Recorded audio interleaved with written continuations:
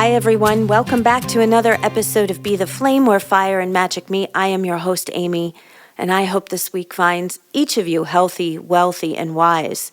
Before we dive into this week's topic, I want us to take just a couple of seconds to ground and center ourselves.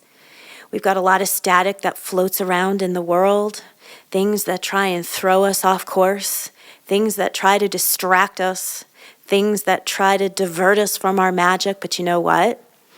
We are stronger than that, and we are more powerful than that. So what I want each of us to do is take a moment and sit with your back straight against a chair, feet firmly planted on the ground. And I just want you to close your eyes, and I want you to think of something that brings a smile to your face. And for me, it's real easy, so you can probably hear me smiling as I talk through this. And what I want you to do is I want you to draw in a nice deep breath on the count of 3. And release on the count of 3. And continue to draw from that magical happy thought that brought a smile to your face as we move through today's topic, okay? Because it's a good one. I feel it's a doozy, it's a trigger. It's going to spark a lot of question within ourselves. And I was listening to this fabulous podcast last week, and there was a line in it. It was like a short reel that I found on Instagram. And it was such a powerful line. It jumped out at me. I raised my hand and said, yeah, that's me. And if it resonated so deeply within me, I know that if I brought it to you, that it would resonate with at least one of you. But I think it'll be more than one of you. And the question I want to ask is, are you cheating on your vision? Now, we're going to break this down a little bit because it's a powerful question. Are you cheating on your vision? And I think most of us have said yes to this more than once in our lives. I know my hand is up as I'm talking, and I've been cheating on my vision multiple times throughout the course of my life.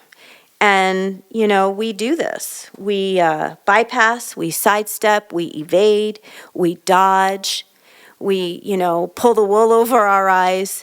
And we do this for a number of reasons. We cheat on our vision. And when I say our vision, it could be absolutely anything. It could be, an idea to start a business. It could be a book you want to write, or a blog you want to start.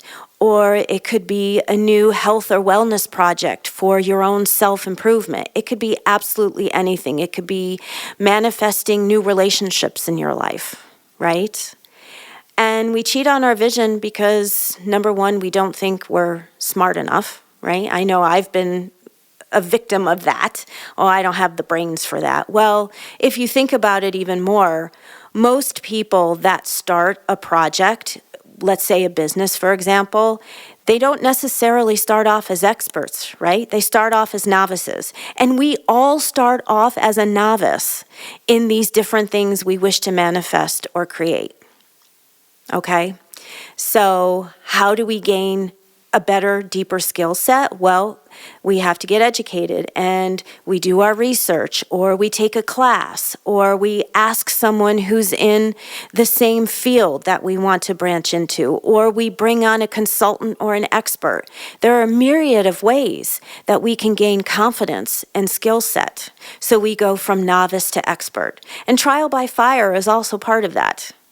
I personally love trial by fire because it's like, our ass gets tossed into this fire pit and we got to figure it out. And we might get burned and we might get, scraped up a little bit. But beyond that is where we gain real confidence in something. And I think that's really fabulous and magical. Another reason that we cheat on our vision is we tend to listen to the opinion of others. And I think that's detrimental on many fronts, right? But we won't go there. And a lot of that comes from how we were raised, right? Well, regardless of our upbringing or environment, where we're at right now is our responsibility. If I continue to use my upbringing for certain things, I'm never going to get beyond the edge of my nose, right? I'm responsible for me, my actions, my behavior, my determination, my motivation. And, it's on me if I procrastinate, if I cheat on my vision, and if I don't do jack shit. That falls on me. I cannot blame anybody else, right? We also cheat on our vision when we're scared, right? Fear plays a huge monumental role in a lot of this, and it tends to be the bottom belief in most things, right? Yeah, we might think we don't have the skill set. Yeah, we might be listening to the opinions of others, but at the end of the day, that bottom belief is usually fear-based or fear-centered. So what do we do about that? Well, that's where, again, we rotate back to the beginning of this topic. That's where we seek out the help of an expert, right? We listen to some really great podcasts, experts who kind of lay the framework on how we can work our way, inch our way. Because I always believe things are achieved by doing micro moves as well as macro moves, right? Doesn't have to be ginormous for it to be successful. Those little itty-bitty steps that we take contribute to our change in framework, our change in perspective, the way we view ourselves, the world, the people that we're surrounded by, the people that we interact with and have relationships with. It all makes sense, right? So what do we do with all this? It's a great question. Well, I like to look at things in terms of just for today. So now that we've brought this topic to the forefront of our consciousness, are we cheating on our vision? Most likely we are in some form or fashion. How do we work through that? Well, we start by, maybe looking at what's most digestible for me in today's topic. So, for example, if it's starting a business, and we have a great idea, well, maybe we can do some research on that business and see who else might be in similar or adjacent businesses, and maybe we could reach out to them and say, hey, I'd love to take you for coffee. I have this business idea, and it looks like you're doing really well in your field, and I'd like to pick your brain for an hour and get you a cup of coffee. Or you might enlist the help of a business coach, hiring a coach, a mentor who could help motivate you and guide you and map out some things that can point you in that right direction, okay? So we know Rome wasn't built in a day. And, this life that we live, there's no playbook per se, and there's also no guarantee on how long we're going to be here. I know this more than anybody, okay?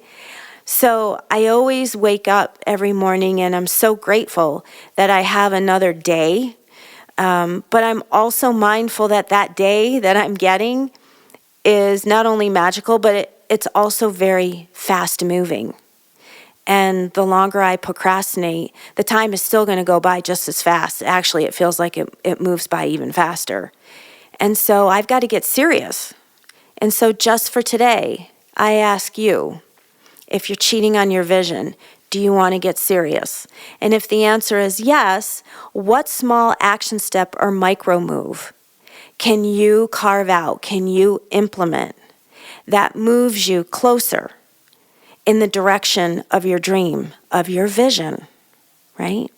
The divine wants us to be wildly happy and successful. That doesn't mean we're not going to come up against obstacles and roadblocks and trauma. And it sucks. It really does suck.